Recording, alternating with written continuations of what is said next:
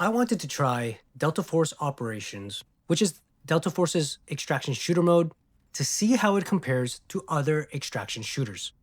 After 15 hours, here's my new player impressions. What makes Delta Force Operations different compared to other extraction shooters? I'm going to start with the three big things I noticed right away: the faster paced movement, the gunplay, and the characters, also known as operators, that have abilities.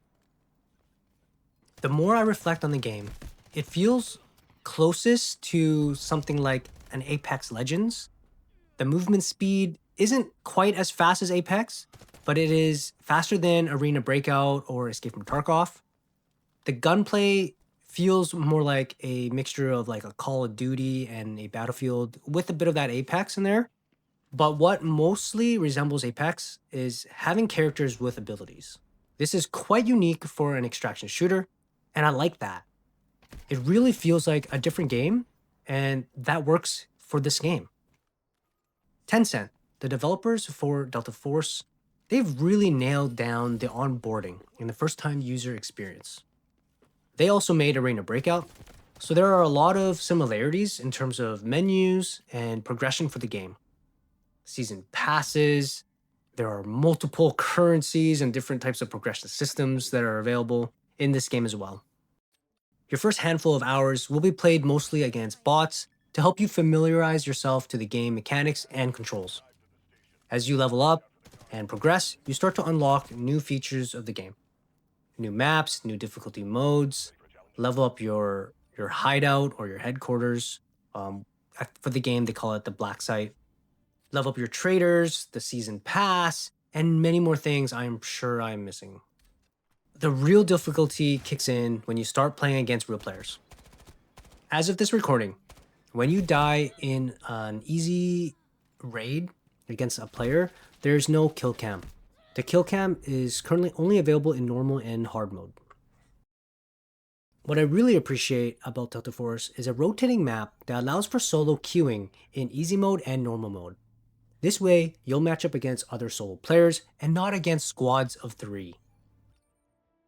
Another new player-friendly aspect in Delta Force is the restrictions and gear value requirements for different difficulties.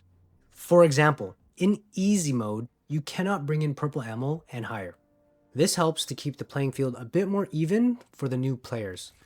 You won't have Giga Chads coming in with red or gold ammo, taking down little Timmies who can only afford blue ammo.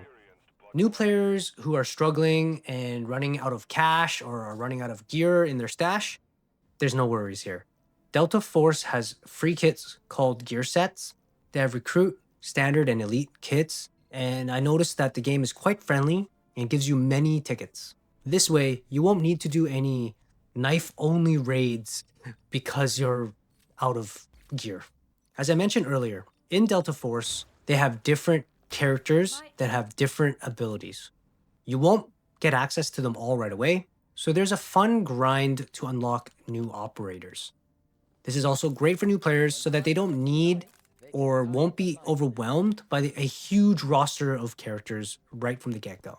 All the characters have ultimate abilities, their regular abilities, and a grenade of some sort, and then also their passive ability. There's lots to experiment here, especially if you're playing in a squad. You can build out your team with different combos that help complement certain abilities together. Like many free-to-play games, you have to expect tons of menus, tons of currencies, and a season's pass. Special events that are constantly coming online, and also lots of quests and progression, and lots of things for you to like level up.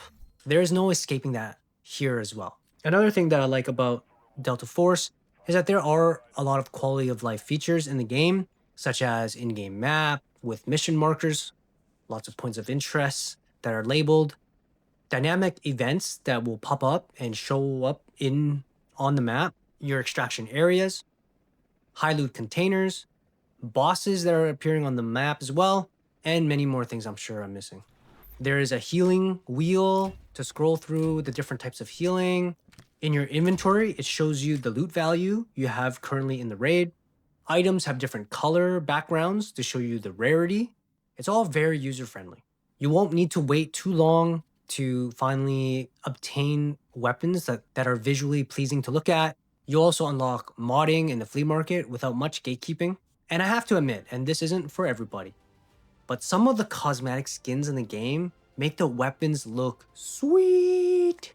It's too bad I don't have any, personally, to show you, but I've seen other content creators with some sick looking guns. Another really newbie friendly feature that is accessible early on is a shooting range, which is great to practice and test out your guns with different mods, and it's just a great way to warm up before you go into a raid.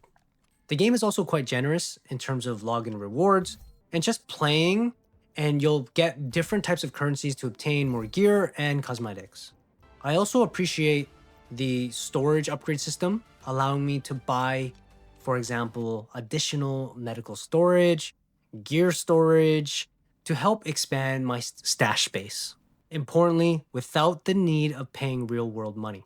If you're looking for a new take on extraction shooters, I highly recommend giving Delta Force a try.